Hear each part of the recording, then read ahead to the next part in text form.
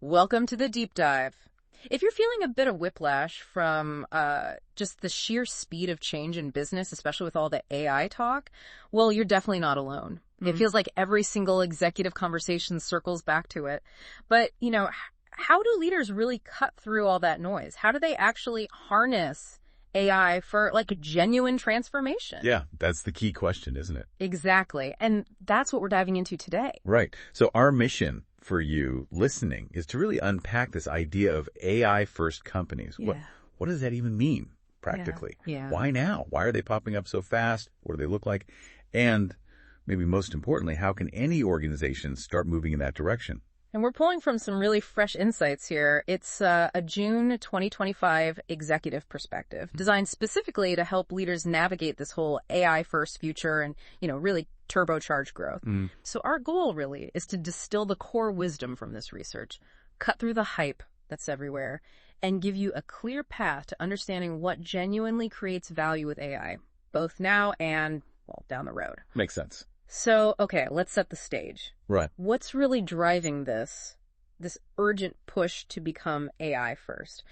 What are the big forces at play? Well, it's compelling. There are several big trends hitting all at once. Yeah. First, and this is huge, we're seeing this incredible democratization of AI. Democratization, meaning? Meaning the foundational models, Yeah. the big engines like GPT-4 and these things called AI agents. Basically, AI programs that do specific tasks on their own, they're now widely accessible, which just massively lowers the barrier to entry. It's not just for the Googles and Metas anymore. Yeah. Almost any company can get in the game. And you actually see that in the costs, right? The price for tokens, the little units AI models process for things like GPT-4, it keeps dropping. Right. But at the same time, the computing power is just surging. So advanced AI is getting cheaper and more powerful for everyone. Exactly. And that accessibility, that directly fuels the second massive shift. The fundamental economics of business are being completely reshaped by AI. How so? Well, think about the costs. Knowledge work, human labor, even just getting basic tasks done, those costs are plummeting because of automation. Okay, this is where it gets really interesting. Give me an example. Okay, consider this. An AI agent doing, say, deep market research might cost you around $2,000 to $3,000 a year. Okay. Compare that to a highly skilled human researcher, maybe a PhD. Yeah. You're looking at over $100,000 a year, easily. Wow. That's dark. Or AI-powered advice, maybe 20 or 30 cents a conversation, versus, say, $5 for an in-person chat with a client advisor. Or think about data synthesis. An AI pulls together complex data in maybe 5 minutes. A human analyst could take 3 hours doing that manually. It almost sounds, too good to be true sometimes. But the source material makes it clear these aren't just, like, small improvements. It suggests AI-first companies could see, get this, a 25 to 35 times increase in revenue per employee. 25 to 35x. That's what it says. And we're seeing real examples backing this up, like one company cut customer acquisition costs by 90%. 90? Yeah. Another one cut its workforce by half, but increased revenue per remaining employee by 73%. The value being unlocked is just transformative. And that completely changes the game for scaling up, doesn't it? Headcount isn't the bottleneck anymore. Precisely. AI-first companies redefine productivity. They can grow incredibly fast with these lean, super-skilled teams. You mentioned Cursor earlier. Yeah, Cursor reportedly hit $100 million in annual recurring revenue in under 2 years with only 20 people. 20 people? That's insane. It's like a single department in a big company. Exactly. And there are others, AI native firms hitting 10, 50, 100 million ARR with teams of maybe 9, maybe 30 people. It points to a totally different way of building a company focused on capital efficiency. Right. Which I guess explains the final driver here, the surge in tech spending. It has to happen, right, Yeah. to get that efficiency. So traditional companies might spend, 2 to 4% of revenue on tech? Sounds about right. Digital natives, maybe 10 to 20%. But these AI-first firms, they're pushing that even higher, maybe 14, 16% or more. Tech stops being just support and becomes the strategic engine, a real competitive weapon. Okay, so that's the why. The forces pushing us this way are undeniable. Now let's dig into the what. What does an AI-first organization actually look like? The source mentioned 5 core traits. That's right, 5 defining characteristics. Let's list them quickly.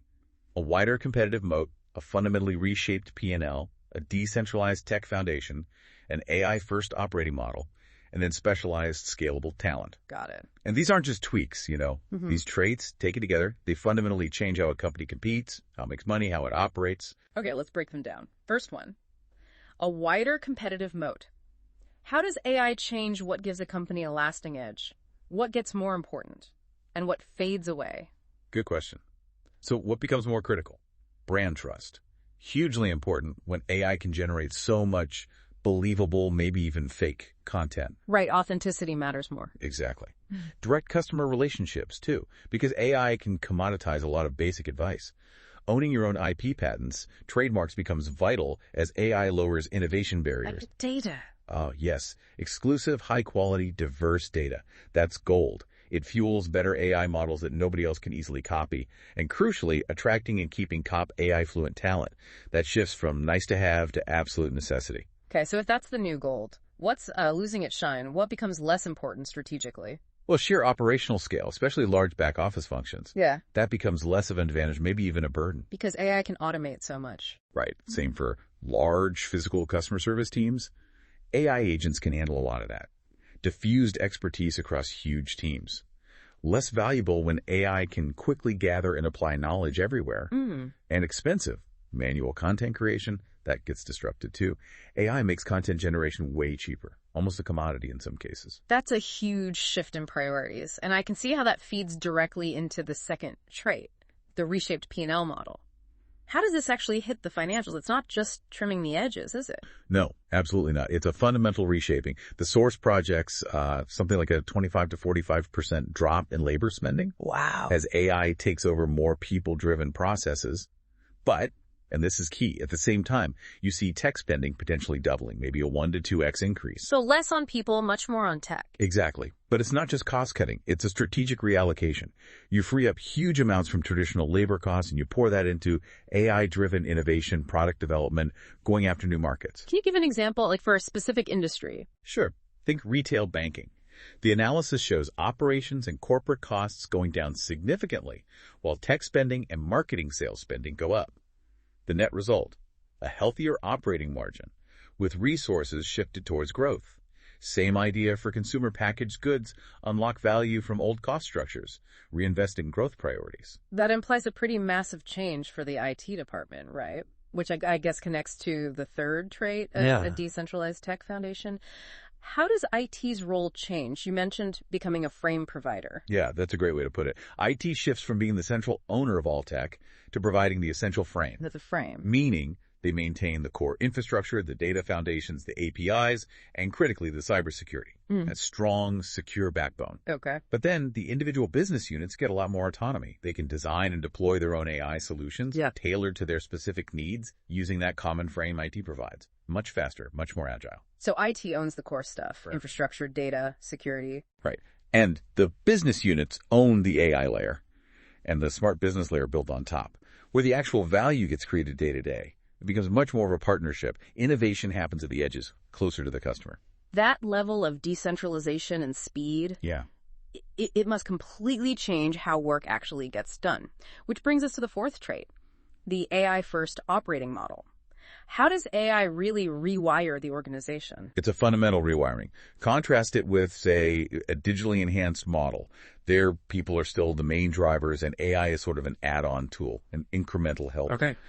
In a true AI-first model, the AI agents themselves become the core drivers for many processes. Humans shift more towards oversight, managing exceptions, handling the really complex edge cases, providing judgment. So what does that look like structurally? You tend to see flatter hierarchies. Yeah. Less middle management needed just to coordinate information because AI does a lot of that. Governance becomes more real-time, often embedded in the AI systems themselves through automated policies. And roles get completely redefined around what the AI agents can do, focusing humans on higher value tasks. The whole culture has to shift to embracing AI, built on trust, speed, and a willingness to adapt constantly. Which leads us neatly to the fifth trait, specialized, scalable talent and workforce transformation. This sounds like big changes for people, smaller teams, different skills. Absolutely. The trend is towards these lean, almost elite teams, maybe 50 to 70% fewer people overall in some functions. 50 to 70% fewer. Potentially, yes. But the talent that remains is highly specialized, deeply skilled in working with AI. and they might command significantly higher compensation. The source mentions maybe 1.5 to 2 times higher for top talent. So fewer people, but they're highly paid specialists. What kind of work are they doing? More focus on judgment, strategic thinking, creativity, complex problem solving, human-AI collaboration. Less on the routine, repeatable tasks that AI excels at. And how does AI affect individual productivity within those teams? Is it just a universal boost? It's more nuanced than that, which is fascinating. For routine, structured tasks, think coding, basic writing, data entry AI, actually tends to narrow the performance gap. Narrows it? How? Lower performers often get a bigger percentage boost from the AI assistants, bringing them closer to the average or top performers. Okay, interesting. But for complex, judgment-heavy tasks, making investment decisions, crafting nuanced arguments, strategic planning AI can actually increase the performance gap. Really? How does that work? Because the top performers, the ones with deep expertise and critical thinking skills, are much better at leveraging the AI, asking the right questions, integrating its output, spotting its flaws. They extract way more value, potentially pulling even further ahead. So AI levels the field for some things, but amplifies the advantage for top talent in others. That is, yeah, that's a really crucial distinction for leaders to grasp. Definitely. Okay, so for you, the listener, who's maybe thinking, right, this sounds vital, maybe even a bit scary, but where on earth do I even start? What are the practical, no regrets moves to begin this transformation? Good question. The source lays out a few clear starting points.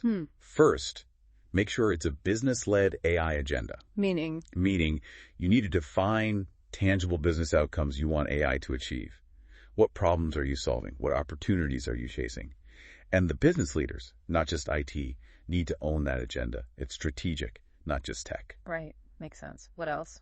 Second, leaders have to embrace AI themselves in their daily work. Lead by example. Exactly. Use the tools, get comfortable with them, increase your own fluency, and visibly model that adoption for your teams.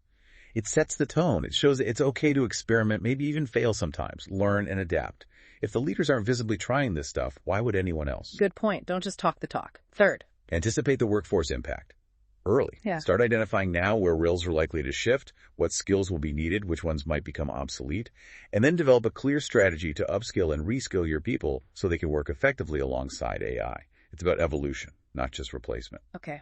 Proactive workforce planning. Number 4. Prove the impact, then scale. Don't try to, boil the ocean. Pick a few high-value initiatives where AI can make a real difference. Test them. Measure the results, show tangible impact quickly. Get some quick wins. Exactly. Those early measurable wins build crucial momentum and buy-in for scaling up more broadly. And the final step. Create the space to fund what works. This means actively allocating resources to those early successes. And build a proper long-term plan to budget for the AI investments that are proving their value. Treat it like a core strategic investment, not some discretionary side project. Right. Move it from expense to investment. Okay, this has been a really comprehensive deep dive into becoming AI first. I mean, the big takeaway seems to be that this isn't some fuzzy, far-off future concept. Not at all. It's a current imperative. It's happening now, driven by very real economic and operational shifts. And the companies that move fast, scale smartly, really embed AI into their core. They're the ones who are going to grab significant, probably lasting advantages. No doubt. The material is crystal clear on that. The very definition of competitive advantage is changing under our feet. Things that used to be strengths like just being huge operationally or having lots of people with general knowledge, they're becoming less relevant. Maybe even liabilities in some ways. Which leaves us with a final thought for you, the listener, to maybe ponder, given everything we've discussed, how AI is changing the rules of competition, shifting value away from operational scale and diffused expertise. Think about this. What existing core strengths of your organization, or maybe even your own job right now, might actually become less relevant in this AI-first world? And, flip side, what emerging capabilities, what new skills or assets will be your true north? What will really drive success for you and your organization going forward? Something to definitely consider as you navigate this incredibly fast-moving landscape.